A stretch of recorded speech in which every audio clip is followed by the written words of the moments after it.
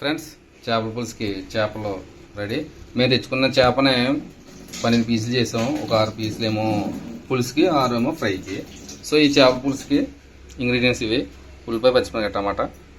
So cut చేసి రెడీగా so అల్లం వెల్లుల్లి పేస్ట్ కూడా రెడీగా పెట్టుకున్నాం.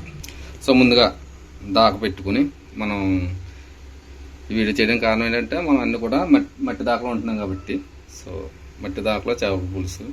సో ముందు మట్టి దాకా పెట్టుకుందాం. ఇందులో కొద్దిగా హీట్ ఎక్కినేద్దాం. హీట్ ఎక్కిన తర్వాత ఆయిల్ వేసుకుందాం. సో హీట్ ఎక్కింది దాకా. హీట్ ఎక్కిన తర్వాత కొంచెం టైం పడుతుంది హీట్ ఎక్కడానికి, మట్టి దాకా కాబట్టి.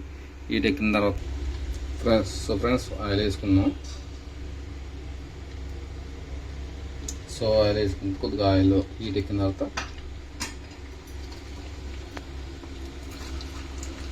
ఆనియన్స్. సో ఆనియన్స్ వేసి తిప్పుకుందాం.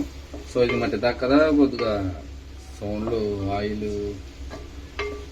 కొద్దిగా వేటెక్కాల టైం పట్టిద్ది. సో ఆనియన్స్ బాగా వేగిన తర్వాత వేగనవ్వాలి బాగా.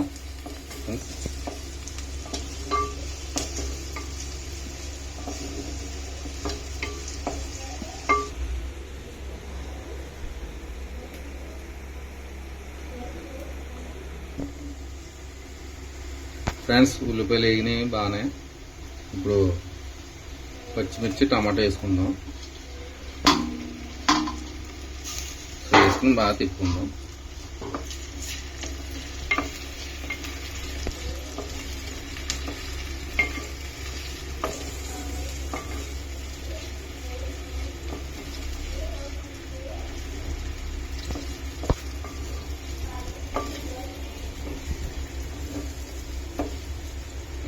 బాగా వేగినాయి. సో కొంచెంసేపు ఉంచుకుని ఈ లోపల మనం ఏం చేద్దామంటే కొద్దిగా చింతపండు పులుసు పీసుకుని పక్కన పెట్టుకుందాం. అలాగే అల్లం వెల్లుల్లి పేస్ట్ కూడా సిద్ధం చేసుకుందాం. సో ఇప్పుడు ఇవి వేగిన తర్వాత నెక్స్ట్ ప్రాసెస్ చూద్దాం. సో ఇంకా వేగాలి, కొంచెం టైం పడుతుంది. ఫ్రెండ్స్, ఆనియన్స్, టమాటా, పచ్చిమిరపకాయ వేగినాయి. ఇప్పుడు అల్లం వెల్లుల్లి పేస్ట్ వేసుకుంటాం. అల్లం వెల్లుల్లి పేస్ట్ వేసాం. కొంచెం తిప్పుదాం. మంచి వీటిలో ఉందా. సో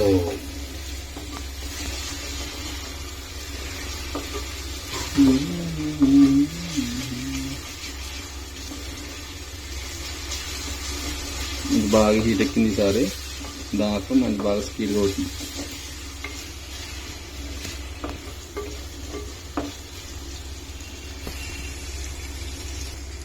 సో అల్లం వెల్లుల్లి పేస్ట్ వేగింది. అది కొంచెం స్మెల్ మారేదాకా వేపుకోవడమే. వేగిన తర్వాత సాల్ట్, మనం ఉప్పు వేసాము. సాల్ట్ కదా, ఉప్పు, కారం, అంటే మేము రాక్ సాల్ట్ వాడతాంలే, అదే రాక్ సాల్ట్, అది కారం అండ్ పసుపు. తిప్పుకుంటాం. బాగా హీట్ ఎక్కింది. బాగా మన మాడిపోతుంది.